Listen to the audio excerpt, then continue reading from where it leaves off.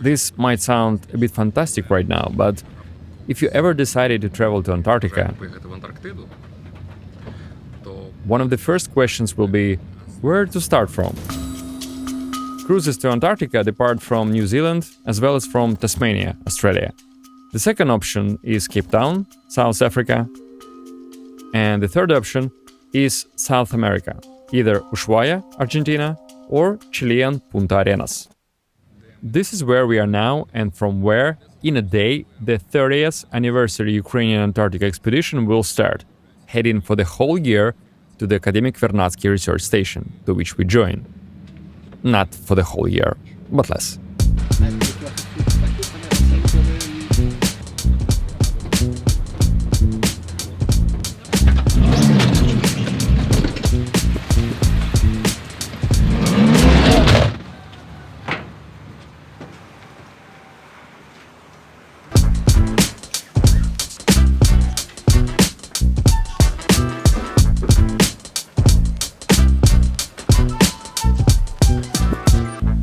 Around 5 p.m. I reached the cabin that was to be my home for the next 3 weeks. Actually, maybe for even longer, but I'm not sure yet.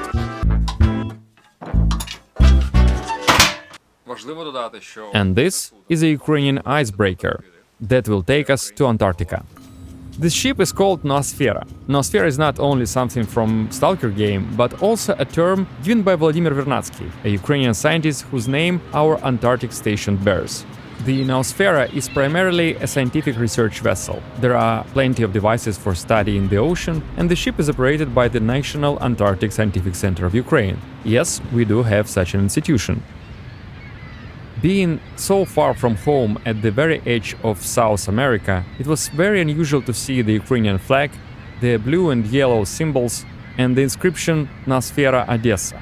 Odessa is the port of registry, although now the ship is based in Cape Town. That was my first impression. And later, when you walk along the deck, you start noticing a lot of science written in a language that is clearly not Ukrainian, and phrases like "mind your head" and this instruction on how to use the latter finally make you realize that this ship was not built in Ukraine. Previously, this vessel was called the RRS James Clark Ross, Royal Research Ship James Clark Ross. And if you look closely, you can still see the old letters on the ship's hull. They're still there.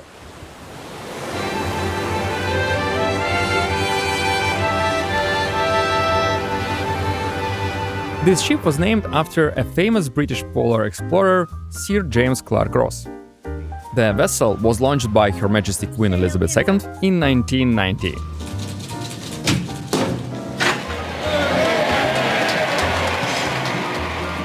In 2021, after 30 years of service for the British Antarctic Survey, the Royal Icebreaker was put up for sale.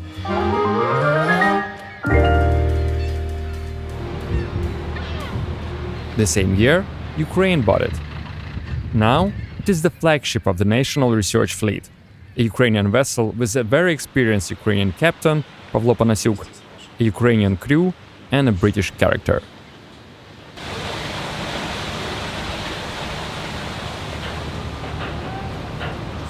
The final preparations are underway on the ship now. We are still waiting for the polar researchers, and tomorrow morning we depart towards Antarctica.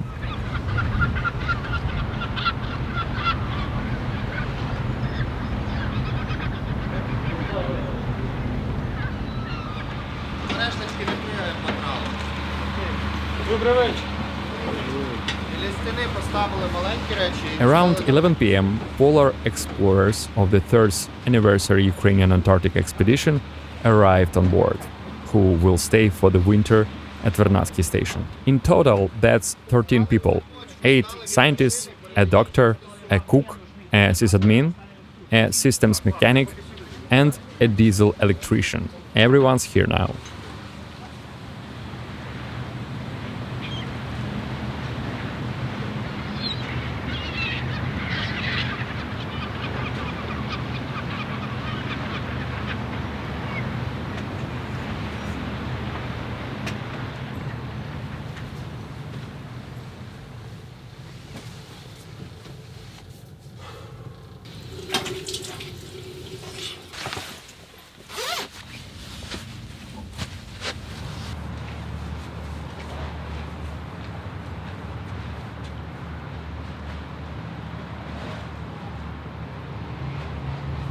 So, it's 8 a.m., March 11, 2025. The Noosfera is raising the gangway and casting off. We are heading out to sea.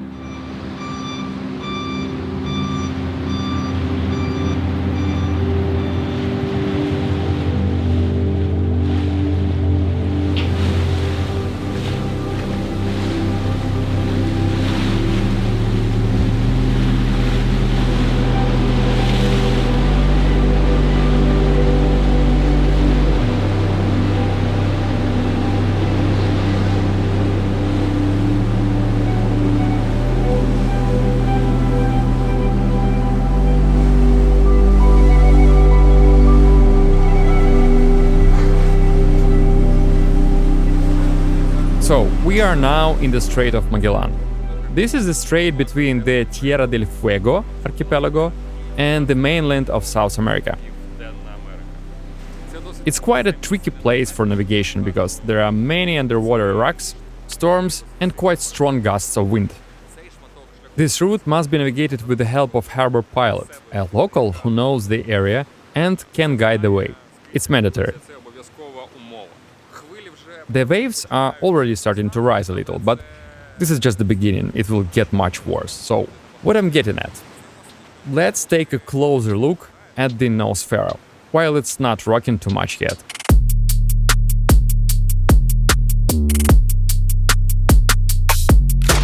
We can finally launch the drone and from above grasp the scale of this nearly 100-meter, 6-deck vessel, as tall as a 10-story building.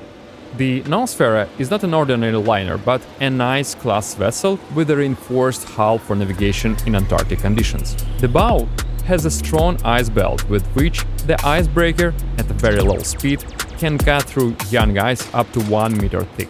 The rudder and propeller are protected by an ice cutter, and the hull is made of special steel designed to withstand low temperatures.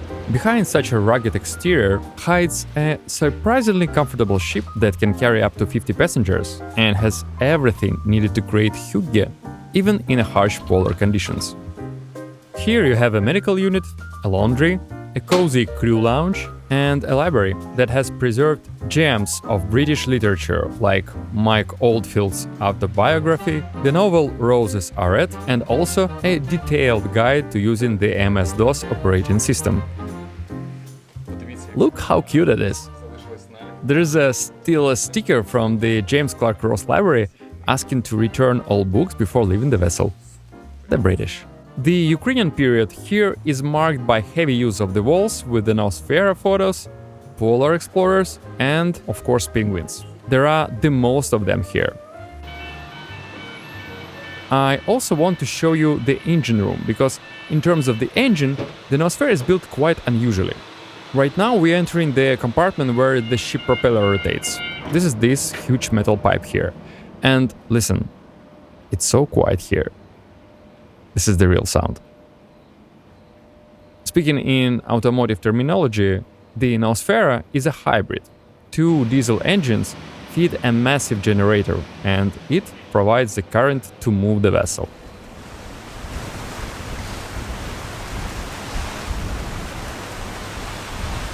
After evacuation drills and courses on zipping yourself into immersion suit, which is not that easy, we left the Strait of Magellan and only the pilot had to be dropped off. This happens in a very interesting way. Without slowing down, a boat comes right up close to the Noosfera, a passenger jumps over while the ship is moving, and that's it. People cheer, wave, and are like, "It worked, unbelievable!" And the boat departs. I've only seen something like this in Michael Bay movies. They docked so skillfully, picked up the person, and so quickly departed. Wow.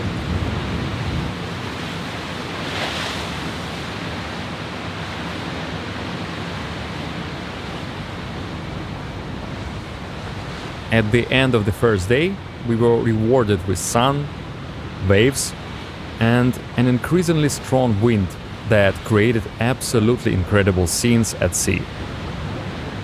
I was lost in thought and couldn't move because it was so beautiful, it felt like CGI, computer graphics.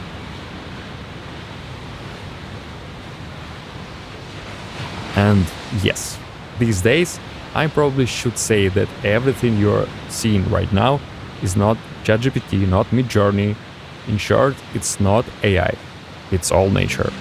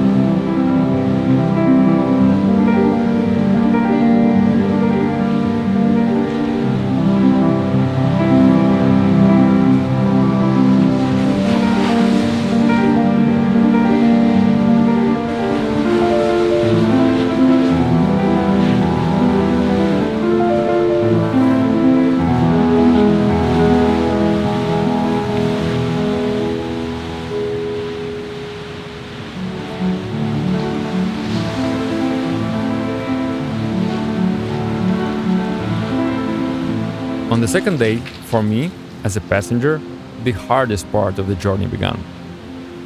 Around 10 in the morning on March 12th, we entered the Drake Passage.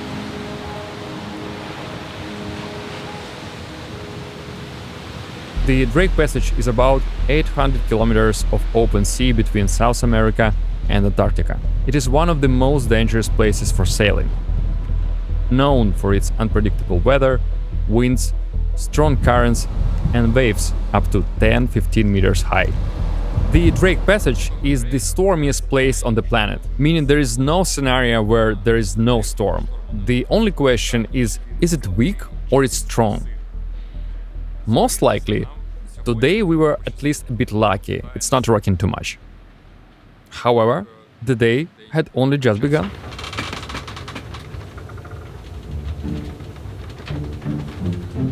Two hours later, I was already lying in deep shavasana because I was hit with seasickness.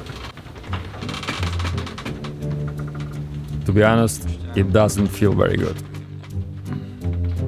Seasickness is essentially a bug in the brain's functioning.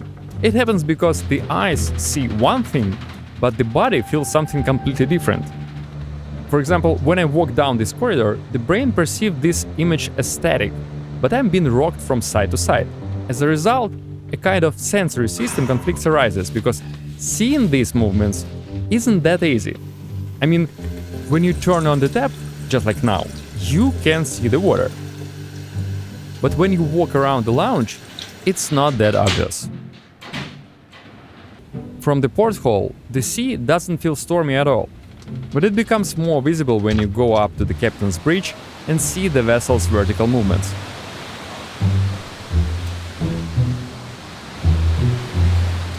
As you can see now, down, up, down, up. Well, you got the idea. This happens even in calm weather, when the sun is shining, the sky is clear, and you don't see any super high waves. But still, if you are in the Strait, you're constantly riding these roller coasters, and it feels pretty awful, really. Well, I hope green suits me. Everything is fine as long as you're lying down. But when you get up... Before entering the Drake Passage, everything should be fixed and fastened, because everything immediately starts flying. The sailors even use their own terminology. Drake Lake, when the passage is calm, and Drake Shake refers to its turbulent waters. We've had some shake moments, but I won't show them to you because when it happened, I was just lying in my cabin in a brick-like position, and the only thing that made me get up was simply the need to go to the restroom. That's it. There is definitely a way out of this. But personally, the pills just made me sleepy, which overall isn't bad either, because some people need to work in such conditions. For example, cooks. And how they do, I have no idea. In short, Drake is quite an unpleasant experience that you just have to get through. After all, it's the price you pay to reach Antarctica.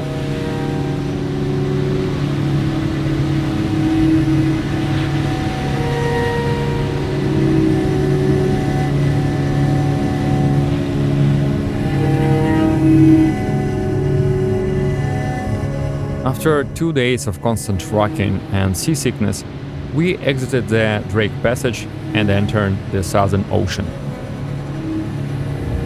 Maybe you hear this toponym for the first time because we are used to the fact that there are only 4 oceans. But since 2000, the International Geographic Organization has recognized a 5th ocean, which lies beyond 60 degrees south latitude. It's this ocean that surrounds Antarctica. Besides the harsh climate, the Southern Ocean has one very distinctive feature that makes it easily recognizable.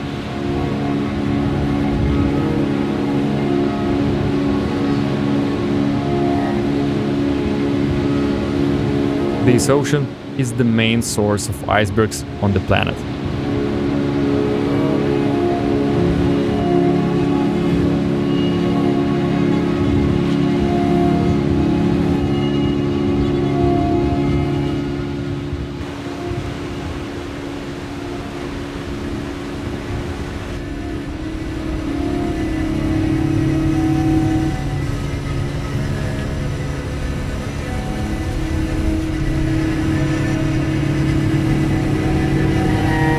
Under the influence of wind and waves, fairly large chunks can break off an iceberg. This is called culling, and we were very lucky to witness this spectacular process.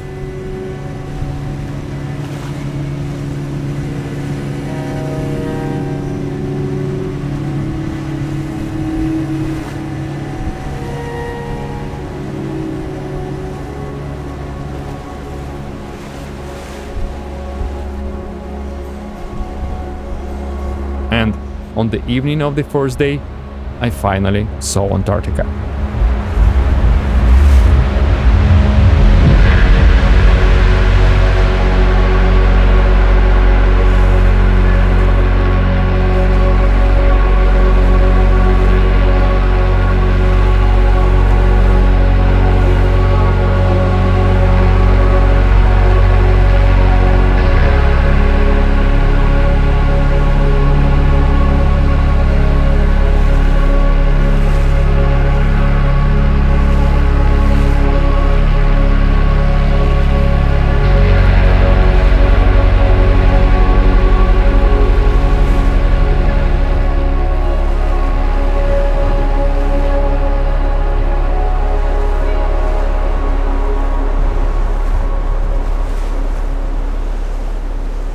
Okay, let's clarify one important point before we continue.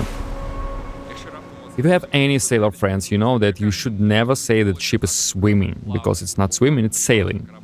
Sailor gets offended if you say that. Polar explorers have the same problem when someone confuses the Arctic and the Antarctic. In 2021, I was 1,000 kilometers from the North Pole on the Spitsbergen archipelago. That's the Arctic, and as you see, it's very different from Antarctica. In general, they can be confused because both are cold, both have polar days, polar nights, and the aurora borealis. But the Arctic is mostly ocean and ice, and Antarctica is a continent, a separate landmass, a part of the Earth's surface. And this continent is actually huge. It's larger than Australia by its area. Okay, one more thing. Polar bears are in the Arctic. There are no polar bears in Antarctica. There are penguins here, okay?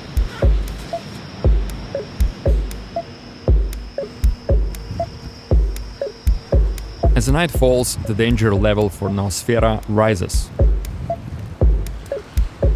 The lights are turned off on the ship's bridge, and the crew carries out a very important task in complete darkness: tracking icebergs.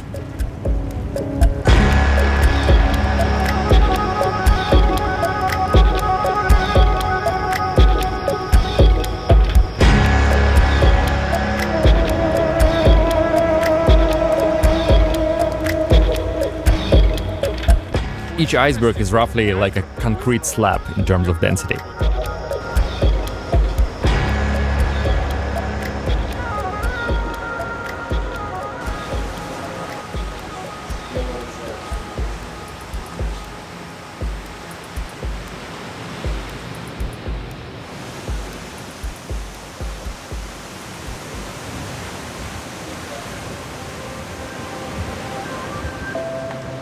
By the 5th day of the journey, Antarctica felt especially close.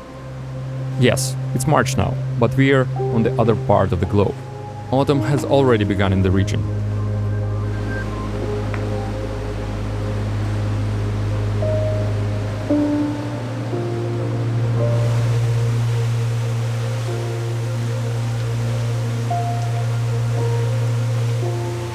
However, when the snow stopped, the views were simply magnificent.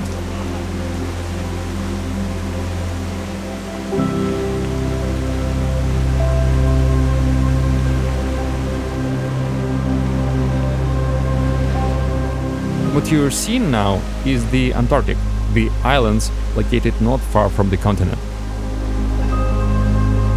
And here it's very clear to see where the icebergs in this area come from. By the way, about icebergs. I understand that these ice blocks don't look as spectacular on screen as in real life. It's primarily hard to grasp the scale of each iceberg in a video. For example, if this bird hadn't appeared here, you probably wouldn't realize that this ice block is actually the size of a multi-story building.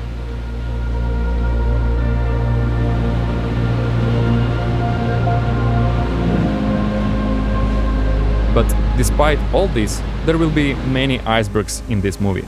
During my entire stay in Antarctica, I filmed them like a maniac, and now I have a small collection. And this is the highlight of it. I'm talking about this quite rare striped iceberg, which looks as if it was modeled in a 3D program. This effect comes from the fact that the ice absorbs sediment and dust each year, forming a multi-layered structure which actually serves as a very visual biography of this iceberg.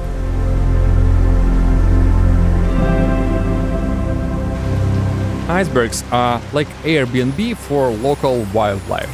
This is actually how I first met subantarctic penguins, who ran away from our icebreaker as fast as they could.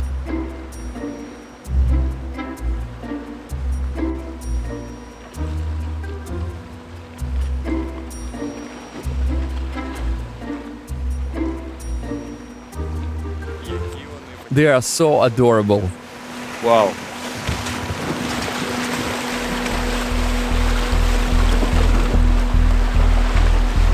As the ship approached the final point of our route, we meet more and more icebergs. This makes navigation much more difficult. The risk of collision with them is quite real. In 2007, a cruise ship in this area hit an iceberg and sank. Fortunately, no one died, but this part of the route, like the Drake Passage, is quite dangerous and requires maximum attention and caution.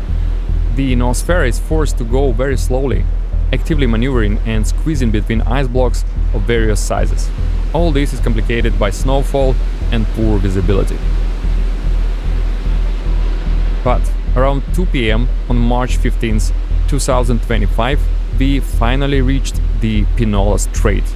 The ship will stay here for the next week.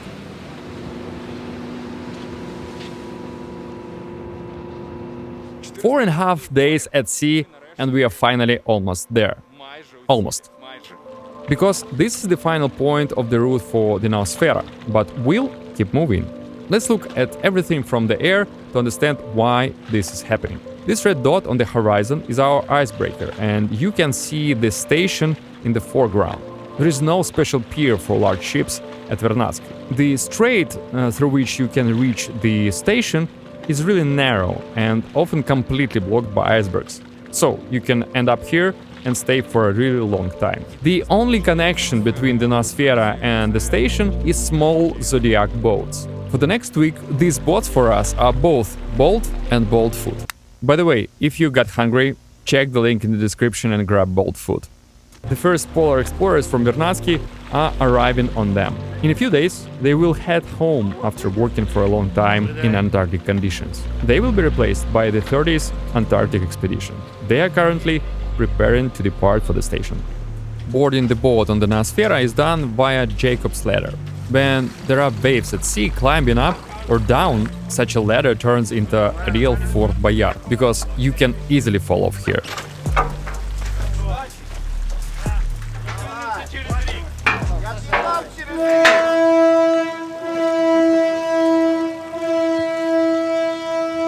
The polar explorers are heading to Vernadsky. They will return here only in a year. By the way, this is not the last time we are seeing them. Now, some important information about this region. The nearest Walmart is about 15,000 kilometers away, so you can't just run out to grab some chips. To allow 13 people to live for a year in Antarctic conditions, it's necessary to deliver enough provisions, fuel, and materials to the station. This must be very precisely calculated, because staying without food in the middle of the Antarctic winter, to be frank, it's not a good scenario.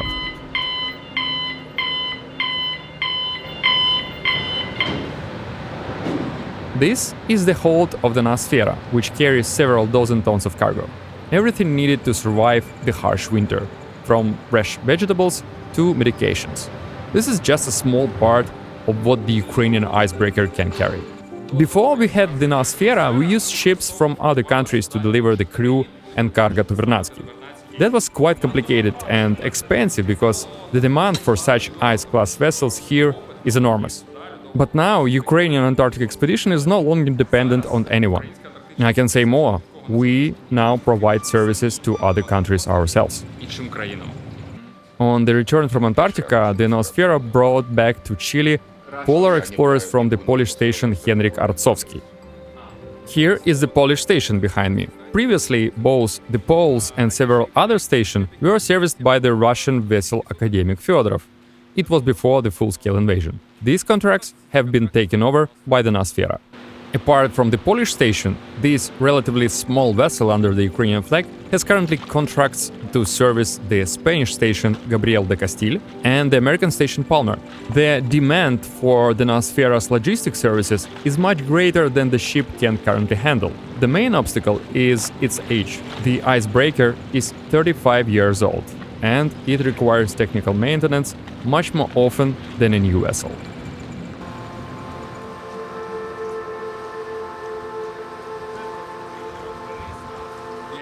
Only at the moment of loading this lifeboat, I did truly realize that we had finally reached Antarctica, the station. Wow! I thought this was the most remote place I had ever traveled to. Turns out it wasn't. New Zealand was further from Ukraine, but it really feels like it's the edge of the world. I've said many times that I'm at the edge of the world, but this is truly that edge.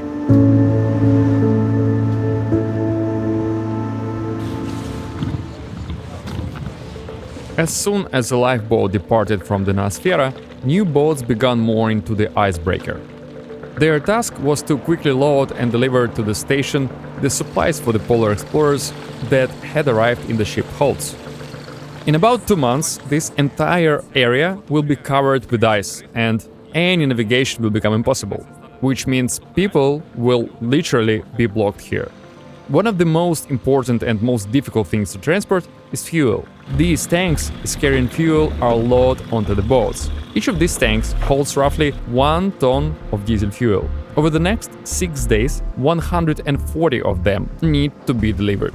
Zodiac boats are completely open, so being the driver of such boat in a blizzard is not an easy thing. But there is no other choice. The Noosfera doesn't have so much time, like about a week, to deliver the cargo to the station. The main obstacle is the weather, because the boats can only moor to the icebreaker in relatively calm seas. During loading, crane operations, even in mild storms, can be extremely dangerous, especially if fuel is loaded. So, if the sea is calm and there are no waves, the work continues right into the night. Well, you already know what a night here looks like. The movement of icebergs, even in the dark, is monitored with 4 powerful spotlights. If the crew realizes that an iceberg is approaching the ship, the Noosfera must quickly move to a safe distance. The icebreaker is currently held in place without an anchor, but thanks to its dynamic position system.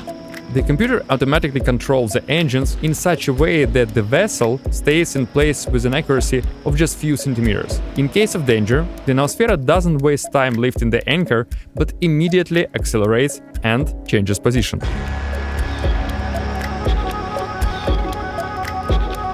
During our entire stay in the Strait, The icebreaker had to act this way at least once, because icebergs began to block us from all sides.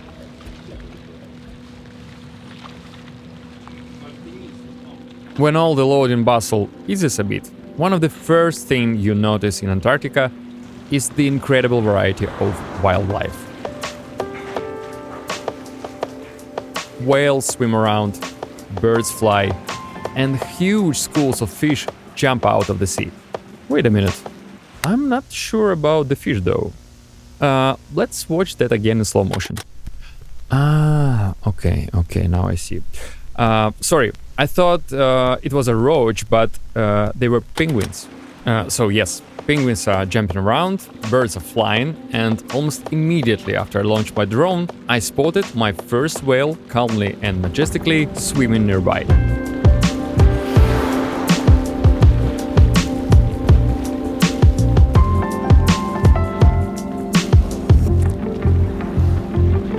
This is a humpback whale. They are most common in Antarctica. Here they mainly feed because Antarctic waters have an abundance of krill. That's a kind of Antarctic shrimp. But for mating and giving birth, they migrate closer to the equator. That's about 8,000 kilometers away, and they cover that distance every single year.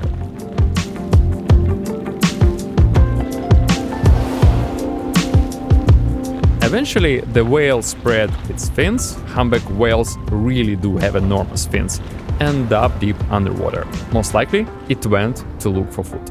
I filmed whales in different places, but to see one right on the first day, just like that, I've never experienced that before.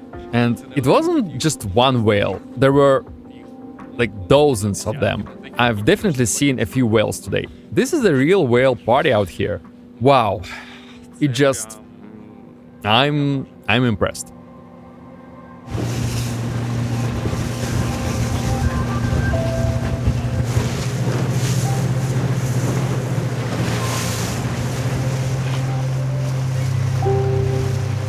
As you remember, to reach the station, you have to pass through Strait, where the ice conditions can change several times a day.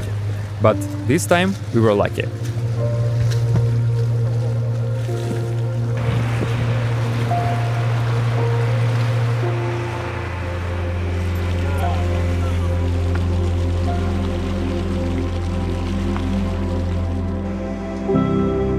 I would like to say that my foot has now stepped onto the last continent I hadn't visited yet, but that's not entirely true, because the Ukrainian station is located on an island, and technically this is not yet Antarctica, it's still the Antarctic. But the continent itself, it's just within arm's reach. In fact, you can see it now.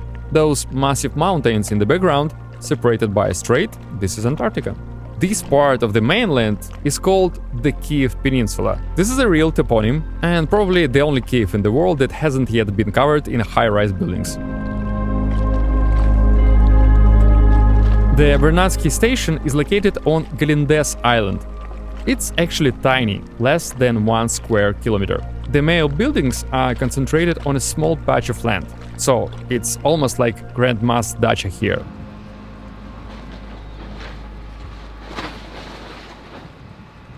Before this blue and yellow flag was raised here, the station belonged to the British. It was handed over to us for free in 1996. That was a goodwill gesture from the British government, because after the collapse of Soviet Union, Russia refused to transfer Ukraine even a single one of the 12 Soviet Antarctic stations and declared itself their sole successor. Well, then welcome. Damn, I forgot. All the doors here open inward. That's because in winter there is so much snow here that you simply couldn't open them outward, only inward.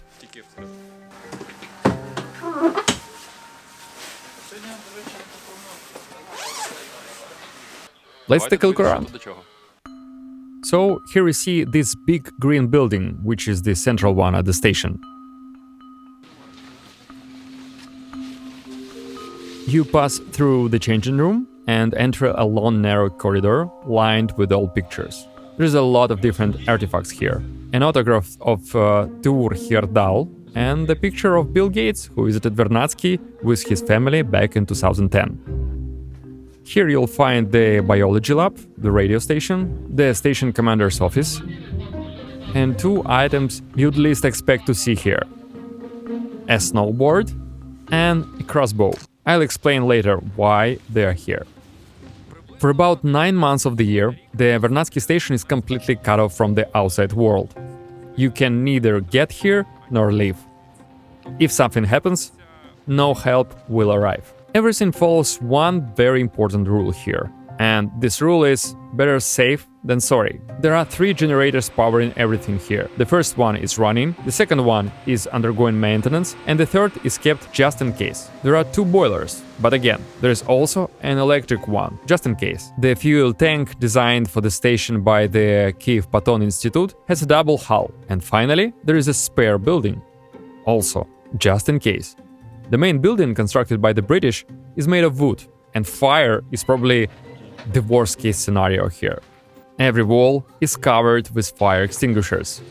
Another crucial aspect is self-sufficiency. The team must be able to survive a whole year without outside help. There are bottles of water everywhere, but obviously they're not enough to last that long. The water here is taken from the ocean, desalinated, then mineralized and supplied through the tap. Desalinated, mineralized water from the Southern Ocean.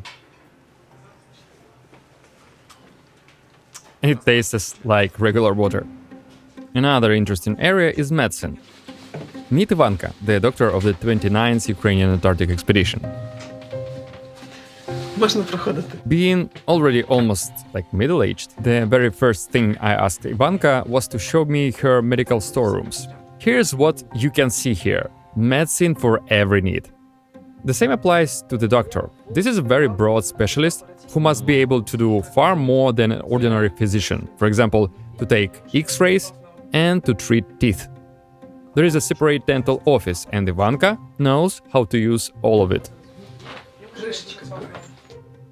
Що найсерйозніше взагалі було під час взагалі всіх полярних експедицій? Українських це був апендицит.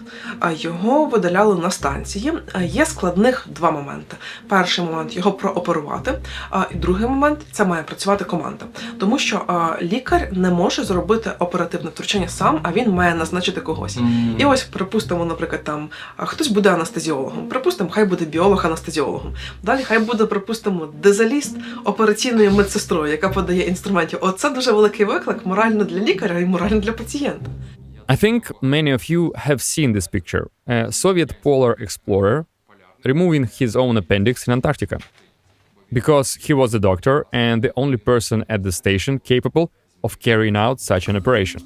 To avoid such incidents, some countries take truly radical measures. In Australia, doctors wintering at Antarctic stations are required to have an appendectomy before the trip. Chile has gone even further. At the Chilean settlement on King George Island, all long-term residents, including children, must have their appendix removed before moving there. There are no such requirements here in Ukrainian stations. У нас, наприклад, такого не було, але у нас було обов'язково потрібно було зробити фіброгастродуоденоскопію, тобто ковтнути зонд.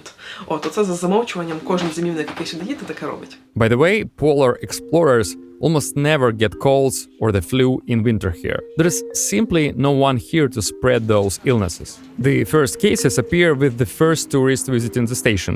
Yes, tourists do come here. About 4,000 people visited the station every year before COVID times. But it must be said that tours to Antarctica are probably one of the most expensive types of tourism. The cheapest cruise I found started at around $12,000. Usually, the tickets cost between 15 to 18 per person, and that's the lower end. It can be more expensive.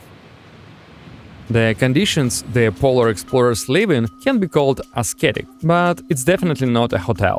The rooms are very similar to train compartments on Ukrainian railways. I have to speak in whispers because everyone's sleeping. The partitions between the rooms are very thin here. People just don't set alarms here because an alarm might wake up your neighbor. Instead, people are woken up by touch, and requests are left on this board. Here is an example. Tanya, who has the night shift, wants to be woken up at 11:30. Here, both day and night, rounds are made every hour to check the main equipment, whether the generator is running properly and whether the food storage fridges are okay. Again, just to be safe. Speaking of food. Food in Antarctica is more than just food. First, polar explorers burn a lot of calories simply because of the cold and stress. And second, tasty, varied meals are one of the key factors for psychological support of the team in isolation. That's why the cook is one of the most important person. Much depends on him. And it's the only team member with an official day off. On Sundays, the cooking is done by the other polar explorers. As you have guessed, it's Sunday today. Nazar was the cook of the 29th expedition, a young and talented chef. When I came into his kitchen, Nazar was making cheese using Carpathian recipes and cinnamon rolls in Antarctic style. Це означає сухе молоко, це означає багато масла, добра, жирна, смачна калорійна булочка. А ще зробити їх маленькими і великими різних розмірів, для того, щоб кожен вибрав свою, бо полярники різні, з різними апетитами. І хтось захоче з'їсти дві великих, а комусь одної маленької буде достатньо. The biggest challenge with food in Antarctica is actually storing it. Here it's stored in every possible way, from fermentation to dehydration. Це солонина. Зараз даю. Це солонина, яка в нас висить більше року. Тобто це ще з попереднього року засолили свининку. Свинка була кілограм 700, тепер вона трошки менше, вона трошки всохлась. Ми її тримаємо на призмінку, ми її поріжемо і попробуємо. Some 70 years ago, food for polar explorers was not so varied. This old cookbook keeps recipes that British Antarctic Station overwinters used back in the 1950s. Here you'll find urchin rolls and baked penguin breasts. Now, even hearing that sounds strange, because all Antarctic wildlife is strictly protected, and penguins are one of the main symbols of Vernadsky Station.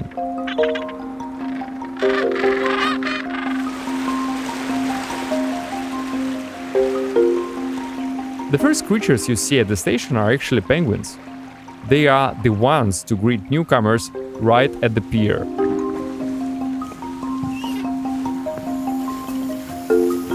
There are two piers at Vernadsky Station, and both are guarded by penguins.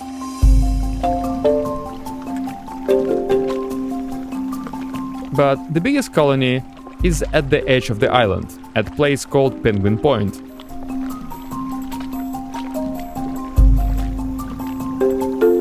Around 6,000 penguins live on Galindez Island. And if you wonder how they are counted, well, like this, from a drone. They just count these little white dots.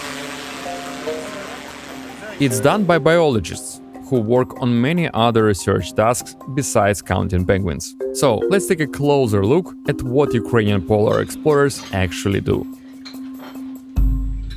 First, meteorological research. Antarctica plays a key role in global atmospheric circulation.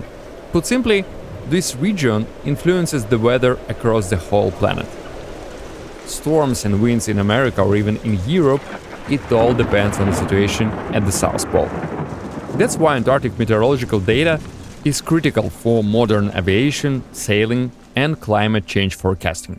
Without knowing the weather in Antarctica, the weather elsewhere would be far less predictable. That's why constant weather monitoring here is so important. The first polar station in Antarctica, like this British one, were established here specifically for meteorology. That's how important it is here. Climate research projects have the longest record in all of Antarctica at the Vernadsky. They have been conducted every day since 1947. That's for almost 80 years non-stop. Thanks to this huge dataset, scientists have determined that over the past 70 years, the average annual temperature in Antarctica has risen by 4 degrees. The highest temperature I personally recorded here was, believe it or not, +6. You thought Antarctica was really cold too, right? Actually, no. Sure, it can get very cold here, and the lowest ever recorded on the continent was minus 89 Celsius. But that was on the Antarctic continent. Here in Antarctica at Vernadsky station, winter temperature are usually around minus 15 Celsius. But this place is notoriously famous for its very strong winds. Last year, a wind of about 45 meters per second was recorded here in Vernadsky. This boat, which had been secured, was almost blown off the pier. And don't forget about snow. A lot of snow. As for the amount of snow that falls at Vernadsky, see that ladder? It's here for a reason. Snow usually covers the entire first floor. People use this ladder to go outside. And now, like this. This is a fur seal. Polar explorers told a fur seal once warmed itself here in winter because snow filled the first floor completely up to the roof. Just look at this weather now. It's just autumn. It's not even winter yet. But the meteorologists will be working all night. They have gone to launch a weather balloon. That's how weather data is collected. The data is collected here 8 times a day without exceptions. Every 3 hours.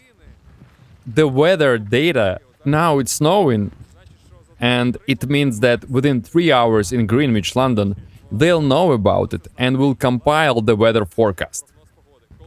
When you read the weather forecast in your city, know that it's partly thanks to the meteorologists at Vernadsky station.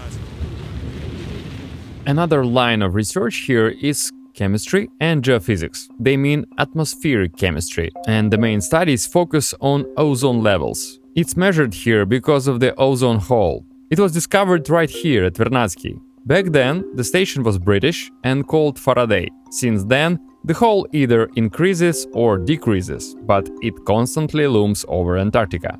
That's why it's so important to monitor the ozone layer, because it blocks harmful ultraviolet radiation. This data is updated daily as notes on a board. The lower the number, the more you need to protect yourself from ultraviolet. If ozone levels in the atmosphere are low, you need to put on a sunscreen even on a cloudy day. If you don't, then this might happen. You could easily end up on the cover of a dermatology magazine. This person measures ozone at the station, the ozone researcher. This devoted worker lives at work. I mean it. There is the equipment right there, and here is the researcher's bed. Well, at least he has his private room. They also study the Earth's magnetic field using sensors placed in these 2 pavilions. They are made of non-magnetic material and located some distance away from the station. Any iron object, even keys, in your pocket can affect their work. That's why approaching these pavilions is forbidden. Forbidden for everyone, but penguins, they are allowed. Penguins are allowed everything here. It's biologists who conduct research on them here. And not just them, because biology is another major area of work at the station. They study microorganisms, parasites, insects, and marine mammals, including whales. Moreover, you don't even need to go anywhere for that. You can just step onto the pier and meet a whale napping 30 meters from the station. Whales often sleep here in pairs or even in threes. It's part of their social behavior. Just like dolphins, half of their brain stays active during this time to control breathing, since whales breathe air. That's why they need to surface, even while sleeping. Just like that. The whale takes a breath and dives again. Now it's time to explain why they have a crossbow at the station. It is used to take a biopsy from whales, a small sample of skin. There is a special arrow here. It has a slightly sharpened tip and a float. A shot from the crossbow... this phrase sounds barbaric, but believe me, it's not that bad. The shot is aimed at the least sensitive spot, near the dorsal fin. If you are ready, let's shoot.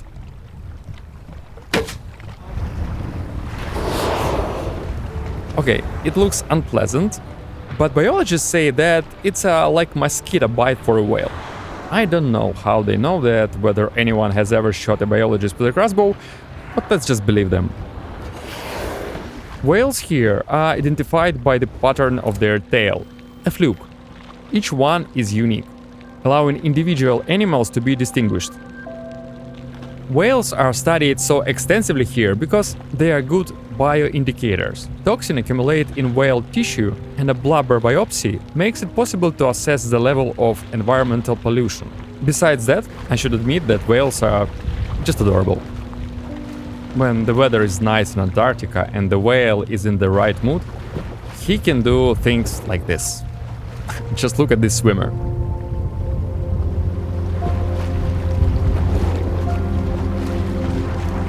He relaxed so much that his fin brushed against the boat. Sashko was on the boat. He is the system administrator of the station. He was actually piloting this drone.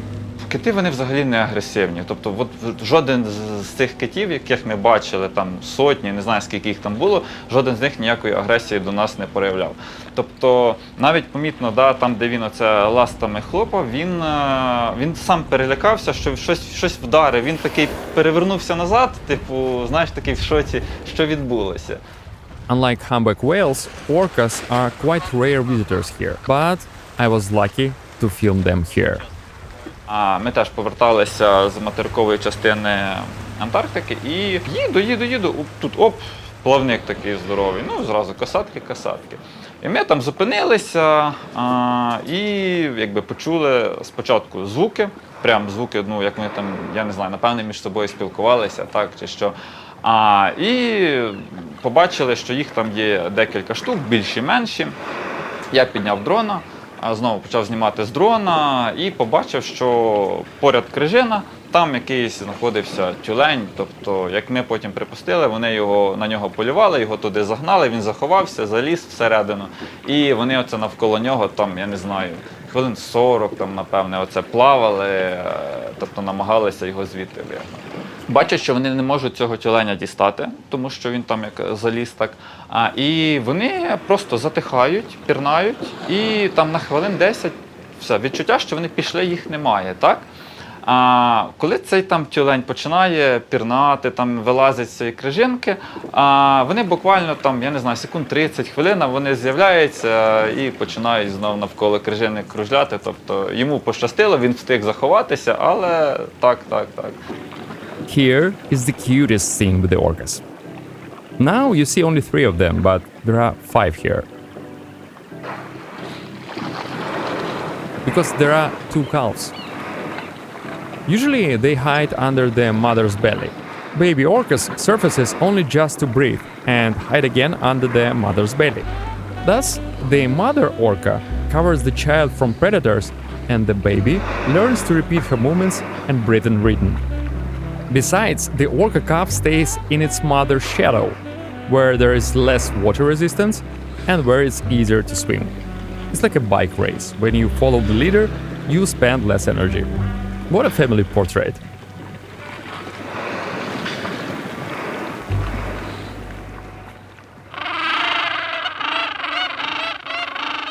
Another focus of biologists at the Vernadsky is penguins. The station is unique in this sense because penguins live here so close to people. It hasn't always been like that. In 2007, there were no penguins here, but due to global warming, they started nesting on Galindez. There are strict rules regarding penguins here. First, penguins always have the right of way. So, if your path cross, you're always on the secondary road, and the penguin always on a highway, so you always have to let it pass. You're also forbidden to touch them or get too close. But if you crouch down, making yourself look less tall and threatening, well, you can see what happens. Penguins get curious and they usually approach on their own. And that part isn't regulated by the rules. Penguins living at Vernadsky are called the subantarctic penguins or gentoo penguins. They have their white stripe on their head. There is one more unique trait of the gentoo. You know that the penguins walk really funny because of the way their bodies are built. As our polar explorers say, penguins are just swallows that had a late night snack. They slide on their bellies across the snow, and that's a pretty common technique. But gentle penguins can really show their abilities in the water. That's where everything changes completely.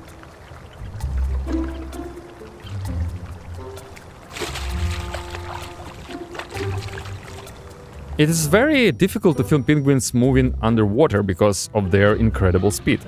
Sorry, I really messed this up.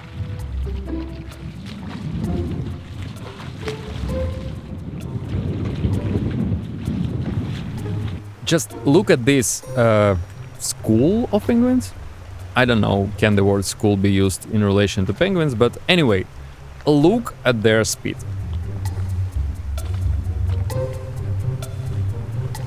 Subantarctic penguins are the fastest of them all.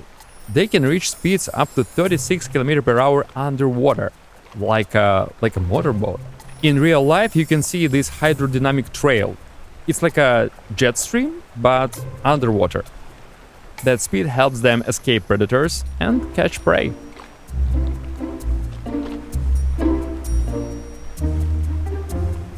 Penguins feed on krill. Krill is a tiny Antarctic shrimp, very nutritious and healthy. Almost everything in Antarctica eats krill. This is a crucial part of their food chain. Well, it's time to talk about something really important, guys. About the defecation act in penguins. Penguins very diligently build nests out of pebbles, so they can later incubate their eggs there. The incubation itself lasts over a month, and both parents take turns doing it. There is no option to relieve themselves, because skuas are always on patrol nearby. They are big, very aggressive birds that hunt both eggs and chicks. Soiling the nest isn't a great option either, which is why nature has gifted penguins with very strong muscles that allow them to literally shoot their poop without leaving the nest. Yes, you heard that right. Shoot it. And trust me, I've seen it with my own eyes.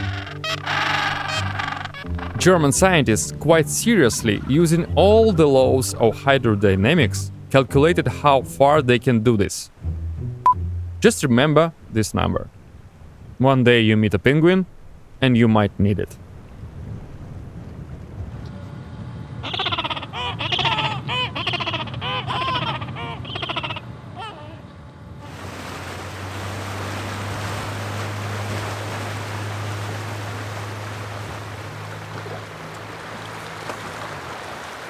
Maybe some of you are already wondering, what's the point of biology in Antarctica?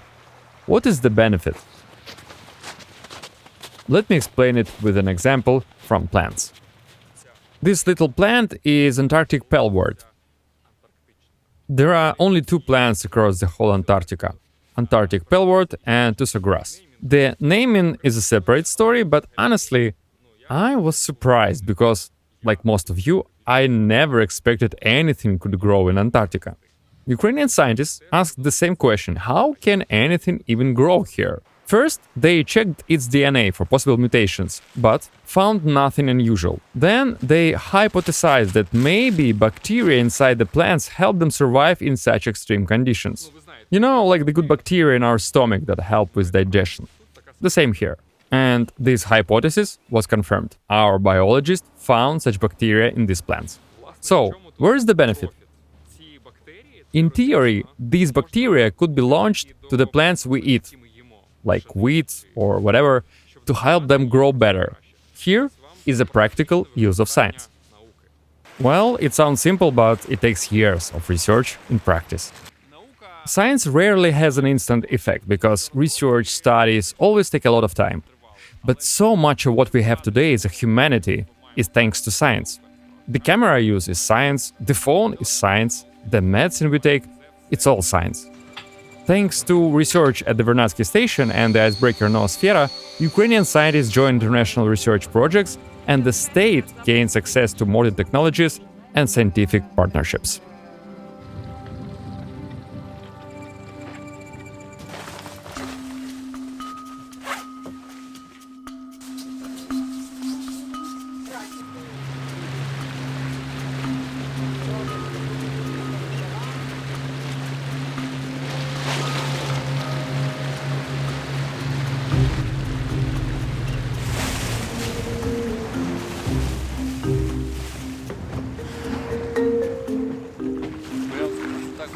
I've never been this close to a whale before.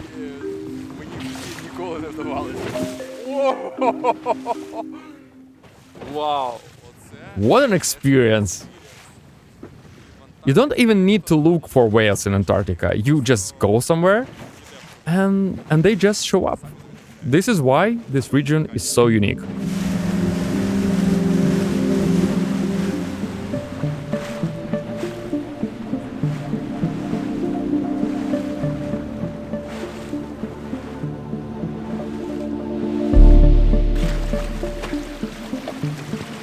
Well, now it's official. We're in Antarctica.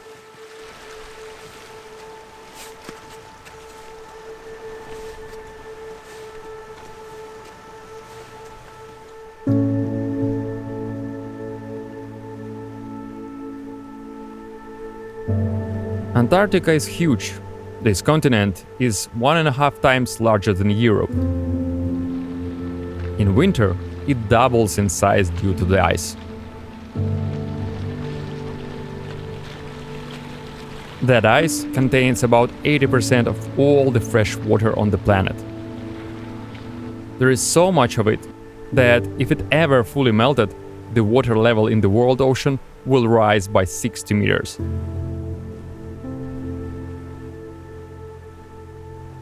Antarctica is the least explored continent on Earth. Beneath a kilometer-thick layer of ice, there lie freshwater lakes and gigantic mountain ranges the size of the Alps, which no one has ever seen. It's impossible not to fall in love with these landscapes. But once you recover a bit from all that beauty, a question comes to mind that an experienced real estate agent asks right away. Whose land is this? The short answer, no one's. The long answer, it's pretty complicated. The complication is that as many as 7 countries lay claim to different parts of Antarctica. Argentina, Australia, Chile, France, New Zealand, Great Britain, and Norway. Norway claims a sector that is 7 times larger than Norway itself.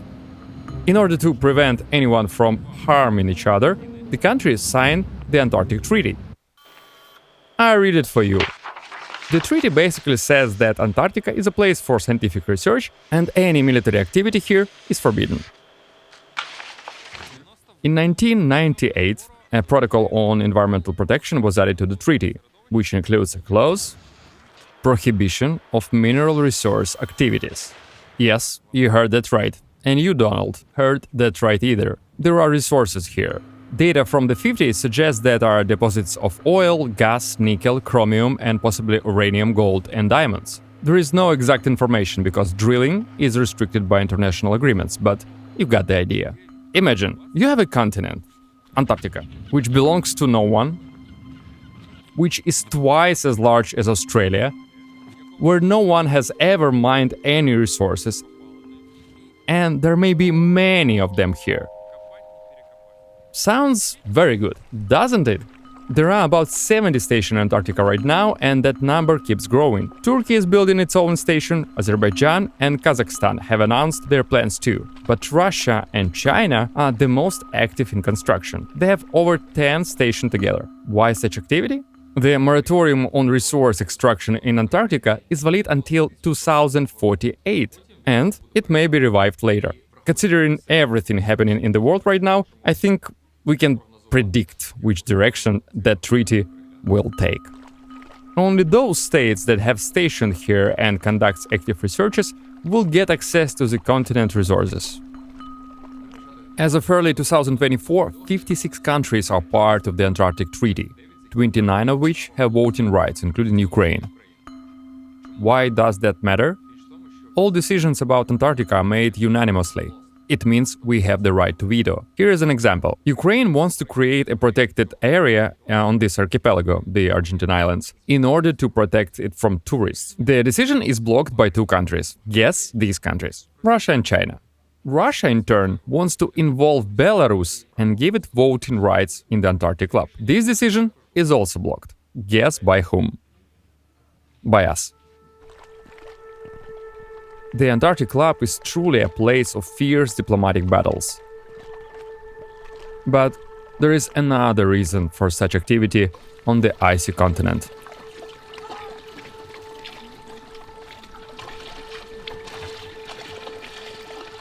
If I weren't for the jacket, one could easily say that I am somewhere in the Azores. But this is Antarctica, and right now it's greener than you would expect.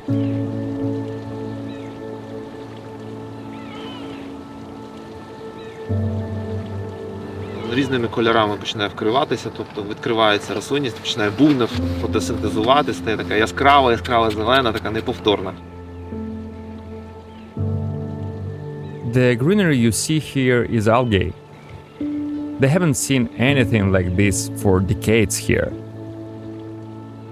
Such rapid algae growth was caused by heavy rains, which in turn were triggered by global warming.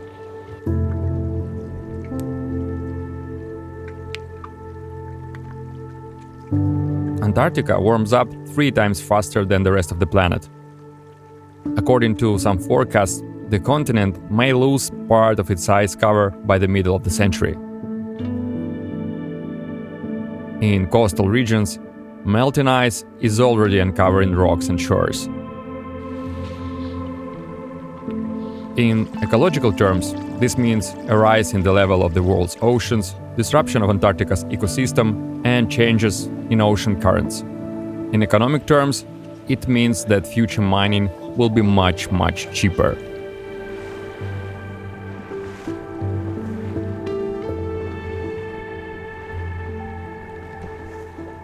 But for now, these are just forecasts. Antarctic glaciers are still in place. And we even approached one of them. By the way, they collapse sometimes. That can be dangerous for small boats like this, because the wave is really big and it can flip the boat over.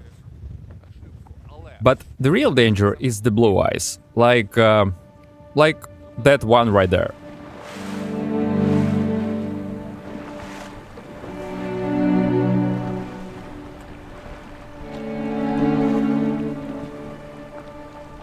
That is not color grading. Antarctic ice really does look this stunningly blue. It turns especially rich in those rare moments when the sun briefly comes out.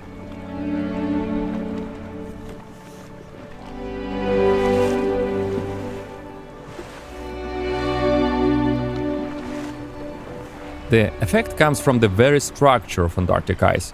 It is extremely old. It's formed over hundreds of years by layers of snow piling up. The snow compresses over time, air bubbles inside get squeezed and gradually disappear. As a result, a structure is formed that absorbs almost the entire spectrum of light except for blue waves. These waves aren't absorbed but reflected, giving Antarctic ice that magical, mesmerizing blue.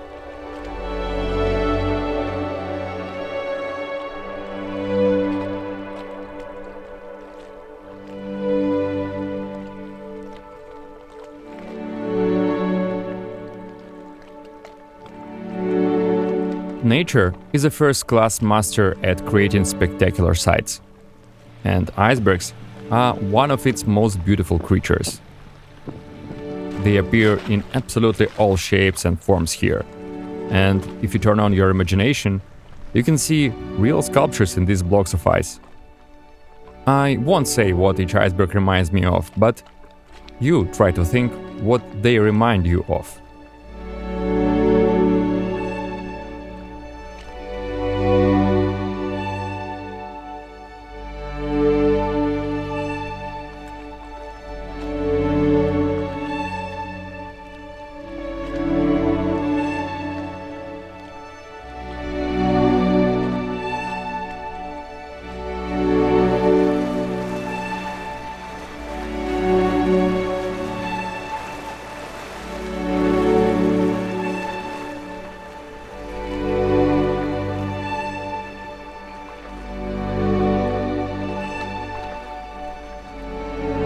This arc became one of the symbols of my journey to Antarctica. It drifted near the station for the whole week we were here.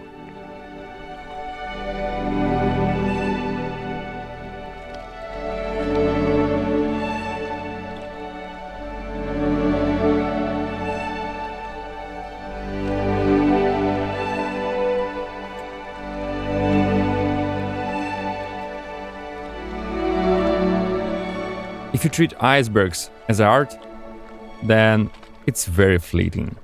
Neither the arc nor most of the icebergs you've seen exist anymore. They've either melted and disappeared or completely changed their shape. Only these photos remained.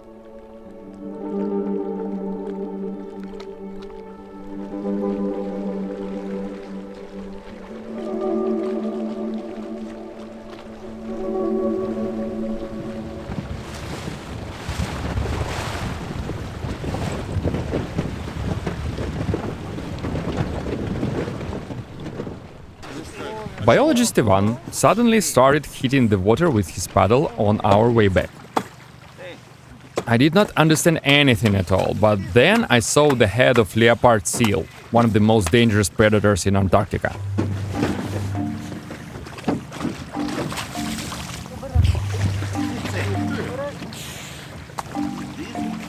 Іван, можете розповісти, що він хоче?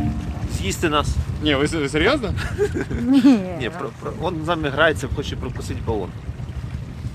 Ну, верніше, я не знаю, чи він хоче пропустити балон. Але дуже часто... Так, але граючись, просто не бажаючи зробити нічого поганого, він просто може пропустити балон. The day before, he had punctured a boat's tube made of a very strong rubber.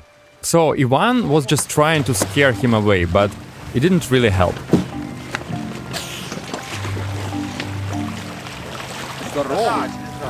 I repeatedly saw this leopard seal right near the station pier. It swam up to the boats every time we were here and inspected the passengers. Well, you got it. This leopard seal is the boss here.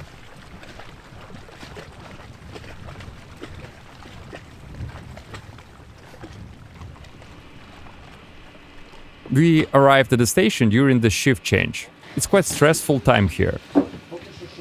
Everything must be unloaded with a week, including 140 tons of diesel. We weren't lucky with the weather. We even doubted that the polar team would keep to the schedule. All the supplies have to be sorted and duties handed over to the new crew who are about to take over. There are about 30 people living here now instead of 13. So, people sleep everywhere they find space. I was kindly given a place in the attic. People also live up there during shift change, but I had my own separate corner. A storage for ski equipment where I found everything, including a sleeping bag. So, I stayed at the Vernadsky station for almost 3 days, and here is my feedback.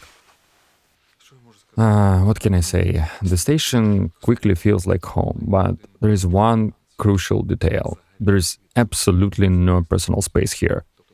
Even now, in my tiny room, I'm speaking almost in a whisper, because people are sleeping just behind this thin wall. It's really tough, since there aren't many places to find privacy here. You can lock yourself in a lab, come to see the penguins, or visit the chapel. By the way, the last one is actually a very good option, because you are not only alone there, but the Wi-Fi signal is pretty strong. But jokes aside, it's extremely psychologically difficult to spend a whole year in such voluntary seclusion. I think not everyone can handle it.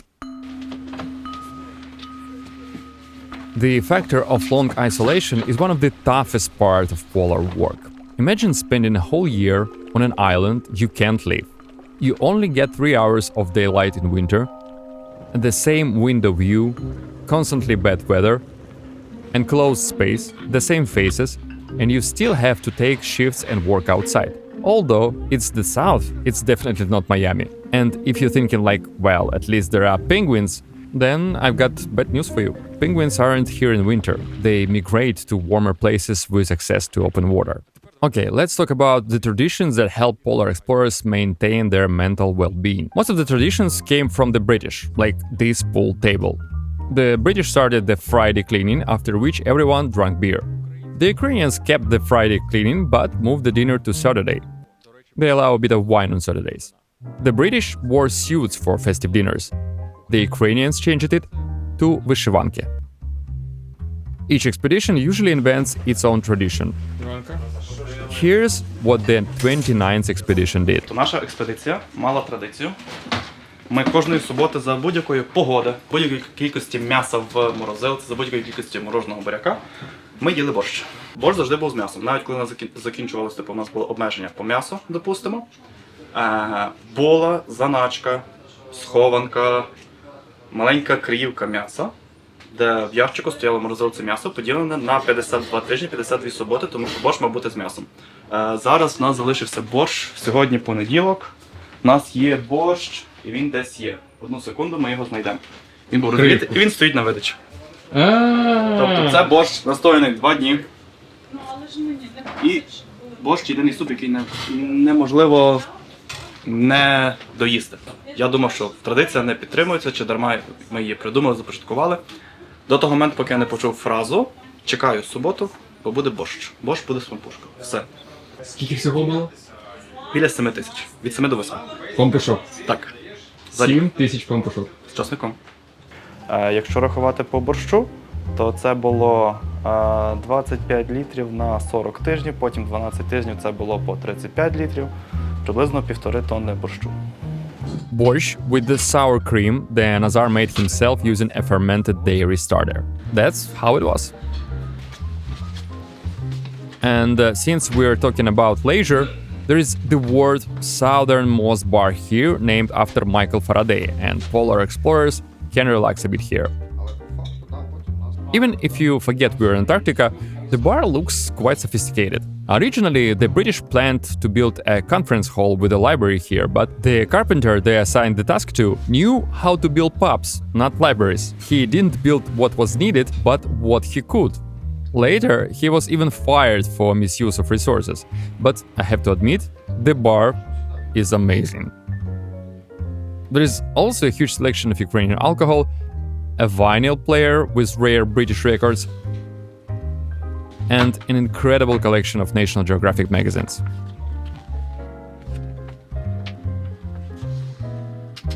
Maybe this wasn't that interesting to you, so let me just show you penguins.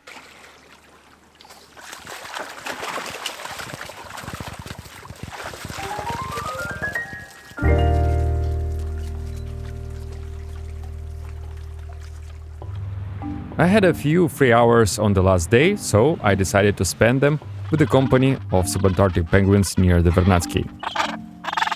Watching life and family dramas of penguins is almost like scrolling TikTok, I swear. It is very addictive and very funny. Besides, their walking itself already boosts your mood, they always get into funny troubles. For example, this penguin is just walking and decided to test how thin the ice is. Of course, it falls into the water and tries to get out. Another penguin sees this, approaches him, falls into the water too, and now they both try to get out.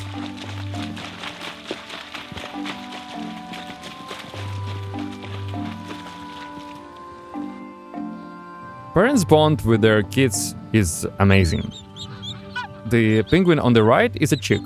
It pecks at its mother beak to show that it's hungry. That's a tactile stimulus that triggers a regurgitation reflex in adult penguin. That's how parents feed their chicks with half-digested food. Sometimes there are too many waiting to be fed, and then the parent makes the only right choice. He just runs away. Those chases when parents flee from their chicks, like you're grown-ups now, sort your life out yourselves, looks really funny, like pure escapism.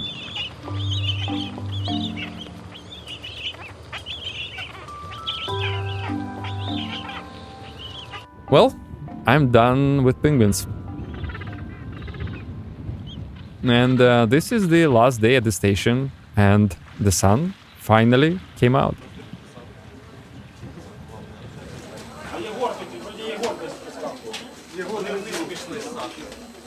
So, this is the end of the shift change. 2 base commanders signed the handover papers. The commander of the third expedition taking over the duty receives the keys to the chest with gifts for polar explorers. It usually contains alcohol and sweets. I also took part in filling it because I brought Shakhtar cake from Kyiv. That's a traditional cake from Lugansk, my hometown. It's traditional Ukrainian cake for coal mining region because somehow this cake resembles coal. This chest is hidden and usually opened in the middle of winter. Finally, a new flag is raised over the station, brought from Ukraine by the 30th Antarctic expedition. They officially take over the duty from this moment.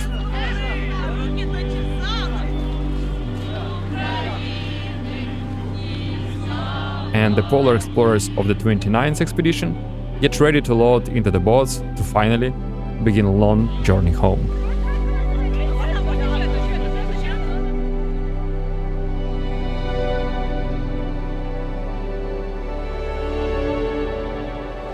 Everyone is getting ready, we're departing. And just look at this final gift nature has granted us before departure.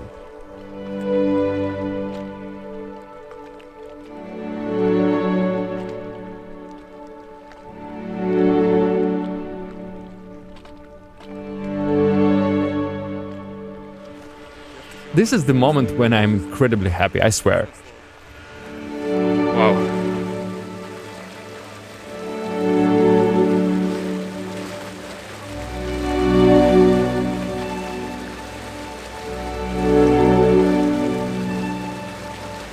After all the vibrant 7 days, we leave the station. We also leave these 13 people who will spend the next year here in complete isolation on the edge of the world, supporting the Ukrainian mission in Antarctica. This mission is not only about scientific discovery and raising a new generation of Ukrainian scientists who have a platform for research here. It's not only about politics and diplomacy, and not only about bioresources and minerals. It's also about something to be proud of. Ukraine has been in Antarctica for 30 years, despite the war, economic crisis, and countless other obstacles. Ukraine is not sending people into space right now, but you just saw it. Making it possible for 13 people to live a year in the middle of a polar desert, maintaining the station, it is something like a space program. And that's another reason for pride.